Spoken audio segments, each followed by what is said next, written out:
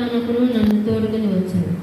అప్పుడు నేను దేవుని బలిపీఠం వద్దకు, నాకు ఆనంద సంతోషములు కలుగజేయు దేవుని వద్దకు చేరుదును.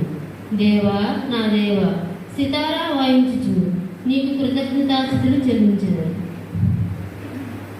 ప్రభువునందు ప్రియులారా, యథార్థ హృదయంతో మన తండ్రి అయిన దేవుని సమీపించి ఆయన ఎదుట మన పాపములను ఒప్పుకొని మన ప్రభువైన యేసుక్రీస్తు పేరిట మనకు క్షమాపణ దయచేయమని వేడుకుంటున్నాను.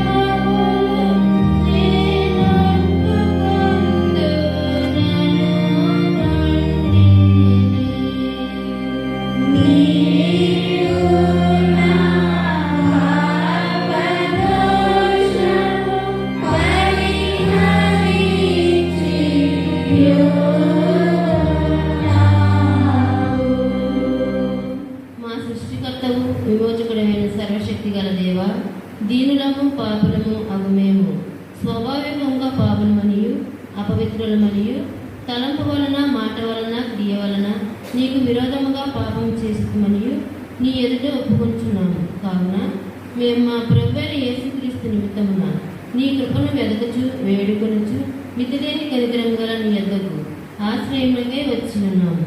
మా కొరకు చనిపోవటకై నీ జననేక కుమారునిచ్చిన మీరుల దేవా, మమ్మల్ని కనికరించి ఆయన నిమిత్తమున మా సమస్త పాపములకు క్షమాపణ దయచేసి మేము నీ కృప చేత జీవితం పొందినట్లు నిన్ను గూర్చియు నీ చిత్తమును గూర్చియు సరైన జ్ఞానము నీ వాక్యమునకు తగిన వివేకము మా యందు నీ పరిశుద్ధాత్మ వల్ల వృద్ధి పొందిపోమని మా ప్రభువైన యేసుక్రీస్తు ద్వారా వేడుకొంచున్నాము. ఆమేన్.